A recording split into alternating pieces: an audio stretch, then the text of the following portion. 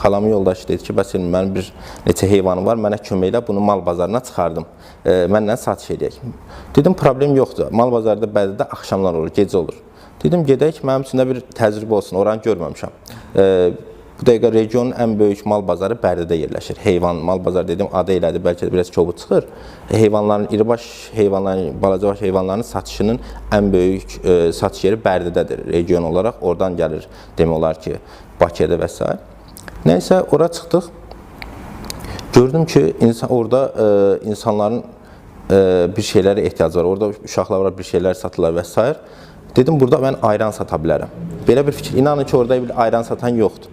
Nəysə elə həmin gün o fikri gəldim ki, yəni burada mən gətirib ayran sata bilərəm. Qonşumuz da orada qapıda axran işləyirdi. O mal bazarının girişində pul yığanlar olur, heyvanların gətirən insanların ödədiyi bir şey. Nəysə, dedim onunla da gəlib gedərəm. Nəysə, belə bir qərar verdim. Həmin gün də bazarda bu içilib atılan boş şüşələri yığdım ki, gələn dəfə ayranı ona yığım, gətirim, satım. Belə bir fikir, dedim, itirəcəyim heç nə yoxdur, uzaq başı 3 kilo qatığın pulunu itirəcəm. Yəni, ayran dediyimiz nədir ki? Belə bir şeylə gətirdim. Həqiqətən çox uğurla alındı, çox yaxşı alındı. Başladım hər həftə bunu eləməyə. Daha sonra qışa çevrildiyində anam peraşki bişirdi, verdi. Qış ayında peraşki satırdım. Sonra latariya satırdım, simiska satırdım. O vaxt bilirsiniz, kilo ilə alırdıq, simiskanı qovururduq və s. Yəni, çox yaxşı, həftədə bir dəfə olurdu o.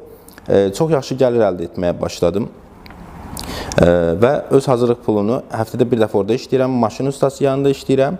İşləyirəm dediyim, sənət öyrənirəm. Əlavə olaraq da hazırlıqlarına artıq digər fənlərində getməyə başladım. İnanın ki, bu şəkildə 11-ci sinifə qədər gəldim. Atamın da heç bir şeydən xəbəri yoxdur, demək olar ki, 11-ci sinifə qədər xəbəri yoxdur. Atam elə hər şeydə fikir verən də deyildi, yəni xəbər olması üçün.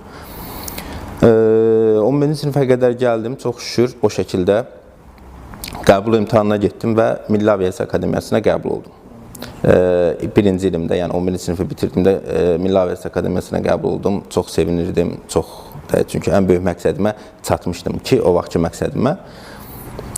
Bakıya gəlmək lazımdır və ən əsas burada bir məsələ var idi ki, illik ödəniş. Mən ödənişdə qəbul olmuşdum.